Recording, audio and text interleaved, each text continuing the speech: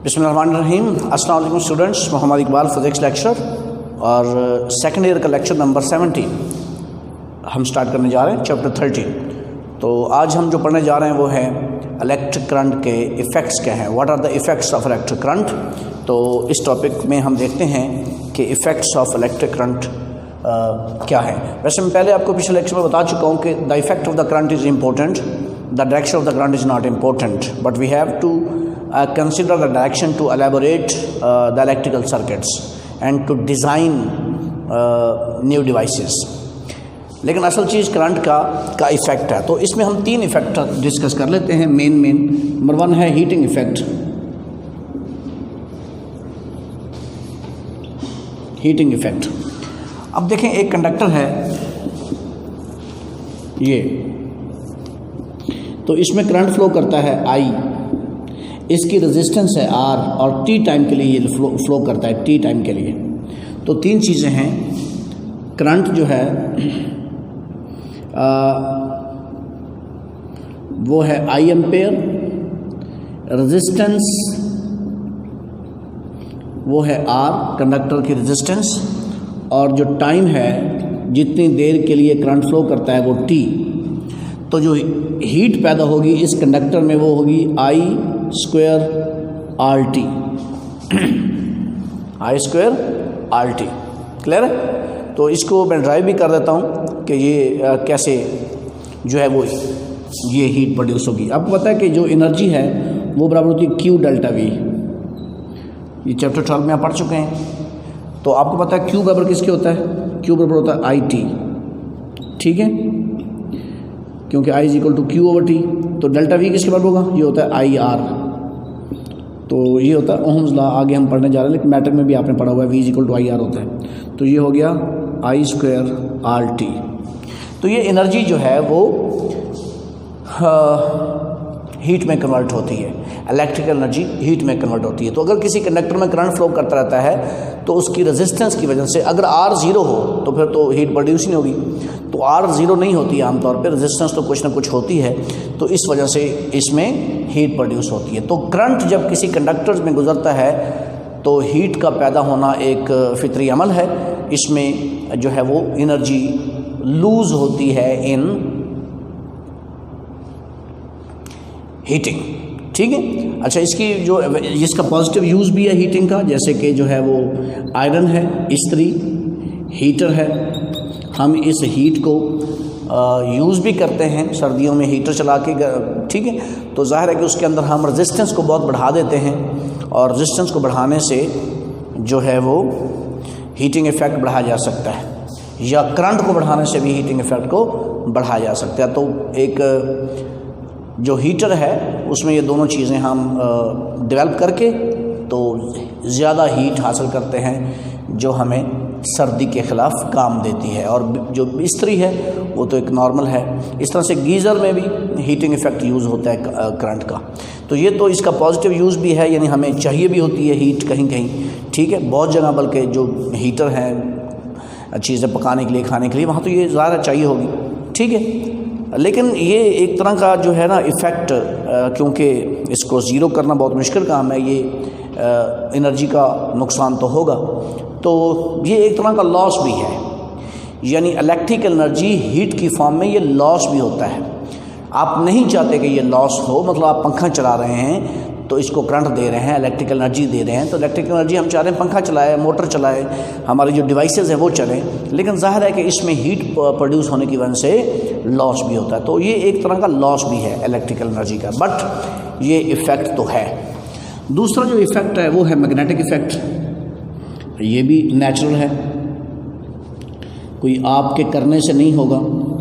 Magnetic effect current के साथ involve है। साइंटिस्ट थे गालिबन ऑर्स्टेड, उसने ये दरियाफ्त किया था कि करंट के फ़्लो करने की वजह से मैग्नेटिक फील्ड पैदा होता है।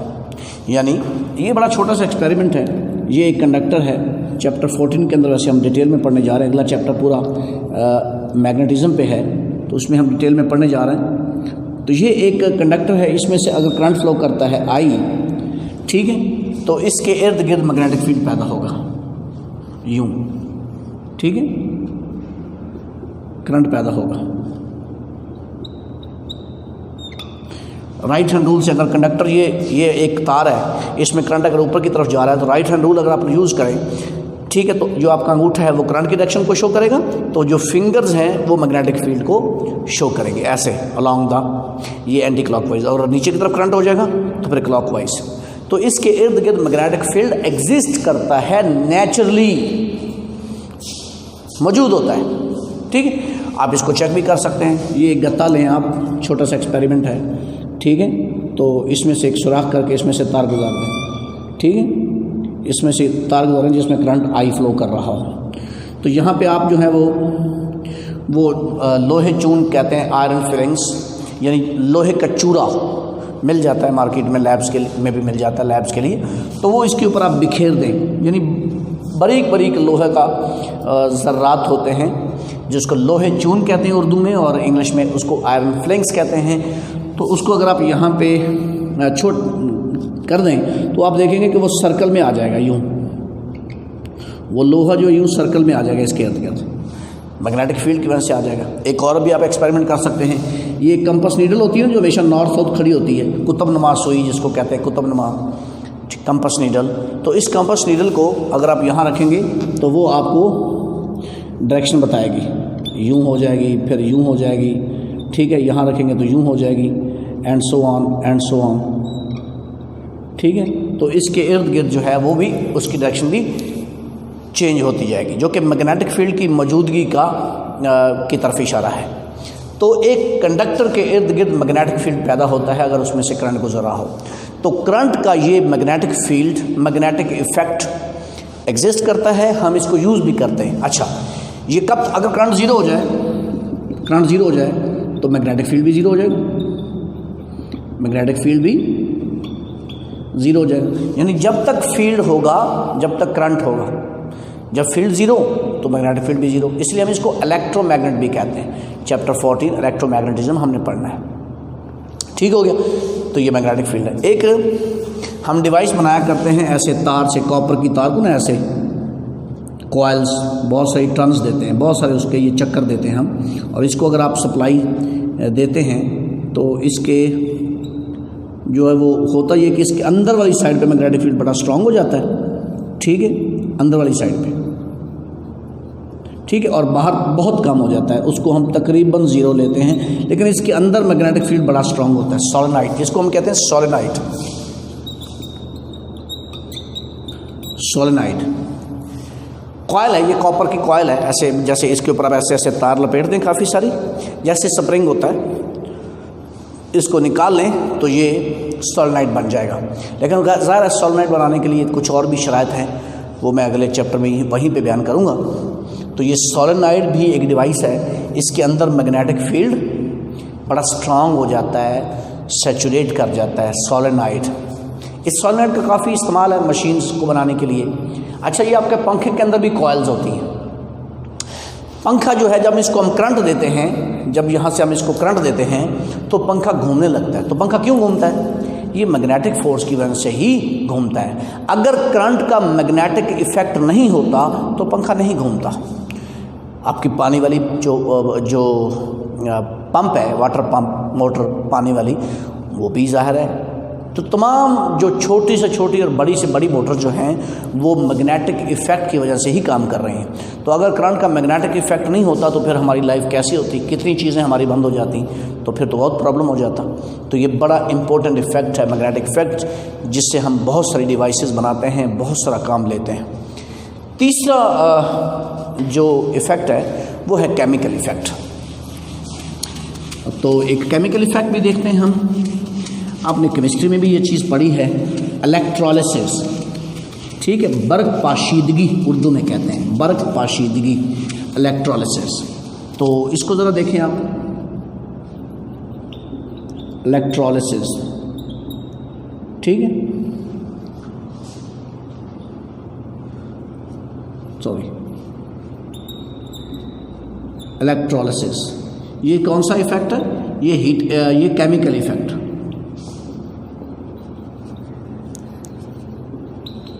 ये केमिकल इफेक्ट। तो केमिकल रिएक्शन जो है वो करवाने में इसका एक किरदार होगा करंट का। इसको मैं यूं कहूँगा कि एक आप बीकर लें, एक आप बीकर लें, ठीक है, और इसके अंदर जो है आप कोई सॉल्यूशन रखें। मसलन आप इसके अंदर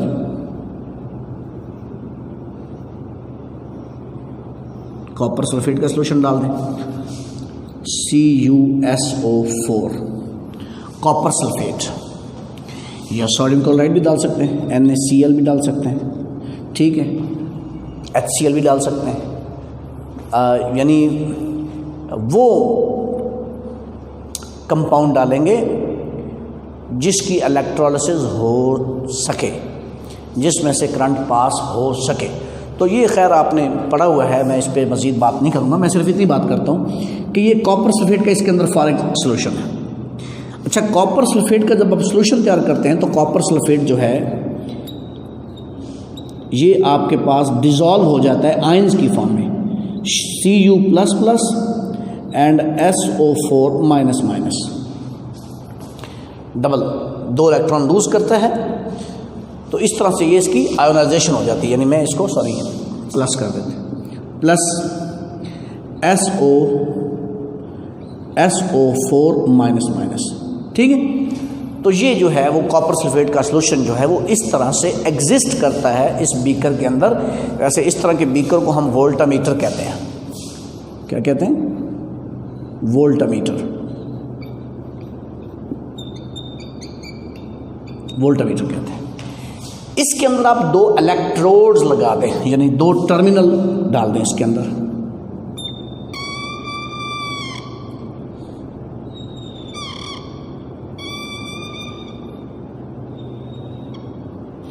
एक ये, मसलन मैं इसको कॉपर का ही बना देता हूँ, Cu, कॉपर का एक रॉड इसके अंदर डाल देता हूँ। एक आप जो है वो इधर डाल दें। ये आपका जो है वो एक किसी भी चीज़ का रॉड है, ज़रूरी नहीं कि कॉपर का हो, लोहे का भी हो सकता है, कोई भी एल्युमिनियम का, किसी भी चीज़ का आप इसके अंदर एक दूसरा रॉड डाल दें। लेकिन ये हम अभी कॉपर का ही बनाते हैं। जो कॉपर हमने रखा है इसको आप कनेक्ट करते हैं बैटरी के पॉजिटिव टर्मिनल से, और नेगेटिव टर्मिनल से आप इसको जोड़ देते हैं। तो जिसको पॉजिटिव टर्मिनल से जोड़ा इसको हम कहते हैं एनोड, और जिसको नेगेटिव टर्मिनल से जोड़ा इसको हम कहते हैं कैथोड, ठीक है। तो इस बीकर के अंदर क्या होता है, एक सॉल्यूशन होता है, ठीक है। यानी इसको अगर मैं दूसरे कलर से अगर आप दिखा सकूं, शायद ब्लू कलर नज़र आ जाए आपको, Cu++ और SO4-, ये सॉल्यूशन होता है। 2 इलेक्ट्रोड्स होते हैं, बैटरी से कनेक्टेड होता है। तो इसको हम कहते हैं वोल्टामीटर। इस बीकर को हम इसलिए वोल्टामीटर कहते हैं। अब होता यह है कि इस सॉल्यूशन में से करंट पास होगा, इलेक्ट्रिक करंट पास होगा। जब इलेक्ट्रिक करंट पास होगा तो वो पास कैसे होगा? ये जो पॉजिटिव और नेगेटिव आयन है ना, इनका किरदार है। पीछे हम पढ़ चुके हुए हैं कि लिक्विड्स के अंदर, सॉल्यूशंस के अंदर करंट कैसे फ्लो करता है। तो मैंने बताया था कि वो फ्लो करता है, पॉजिटिव और नेगेटिव आयन्स उसमें पार्टिसिपेट करते हैं, ठीक है। तो अब यहाँ पे किस तरह से होगा? सबसे पहले क्या होगा, जब आप इसको कनेक्ट करेंगे इस तरह से, तो यहाँ से ये जो पॉजिटिव आयन है Cu++, ये कैथोड की तरफ दौड़ेगा, रश करेगा कैथोड पे, ठीक है। नेगेटिव, जिसको आपने बैटरी के नेगेटिव के साथ कनेक्ट किया, उधर जाएगा ये पॉजिटिव आयन। जब ये उधर जाएगा तो वहाँ से ये 2 इलेक्ट्रॉन ले सकता है। तो जो कैथोड के ऊपर रिएक्शन होगा वो ये होगा, Cu++, ये 2 इलेक्ट्रॉन वहाँ से गेन करेगा और Cu एटम बन जाएगा, आयन से वापस स्टेबिलिटी हासिल कर लेगा और क्या बन जाएगा? एटम। तो कॉपर वापस बन जाएगा आयन से। कॉपर वापस बनेगा तो वो इस रॉड के ऊपर, कैथोड के ऊपर चिपक जाएगा, साथ लग जाएगा, उसके साथ अटैच हो जाएगा। इलेक्ट्रॉन गेन करेगा, सॉलिड फॉर्म में आएगा, अटैच हो जाएगा, उसको वहीं पे साथ चिपक जाएगा। तो इस तरह से ये काम मुसलसल चलता रहेगा। ज़्यादा से ज़्यादा आयंस जो हैं वो कैथोड पे जाएंगे, पॉजिटिव आयंस, और वहाँ पे वो साथ लगते जाएंगे। तो इस तरह से जो आपका Cu है वो डिपॉजिट हो जाता है, डिपॉजिटेड ऑन कैथोड। इसको इलेक्ट्रोप्लेटिंग भी कहते हैं। वैसे इलेक्ट्रोप्लेटिंग, एक मेटल का दूसरी मेटल के ऊपर तय चढ़ाना, इलेक्ट्रोप्लेटिंग, मुलम्माकारी भी कहते हैं। जैसे चले सोने का पानी चढ़ाना, पित्तल के ऊपर सोने का पानी चढ़ाना, तो यही प्रोसेस होता है, इलेक्ट्रोप्लेटिंग, इलेक्ट्रोलिसिस। ठीक हो गया। अच्छा, एनोड के ऊपर क्या होगा?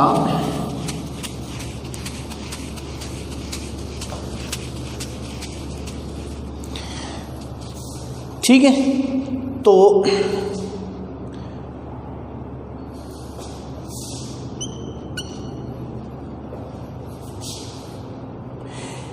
यहां पे जो एनोड के ऊपर होगा कि जो कॉपर है इज डिजॉल्व्ड, सॉरी मैं दूसरे मार्कर से लिखता हूं, डिजॉल्व्ड इन द सॉल्यूशन।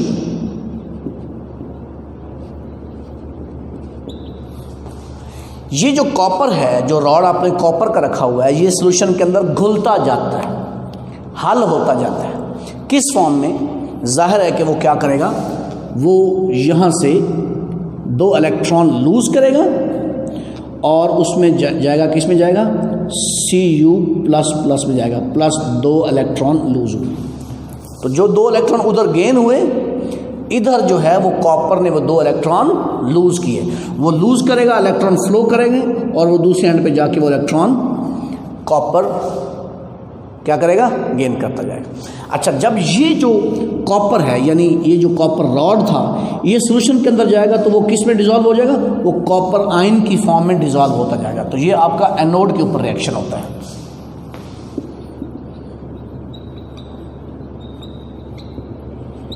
ठीक है, तो सॉल्यूशन के अंदर जब ये जाएगा तो ये Cu++ ये सल्फेट आयन के साथ जो माइनस माइनस है मिलकर वापस जो है वो क्या बना देगा? CuSO4, कॉपर सल्फेट बन जाएगा।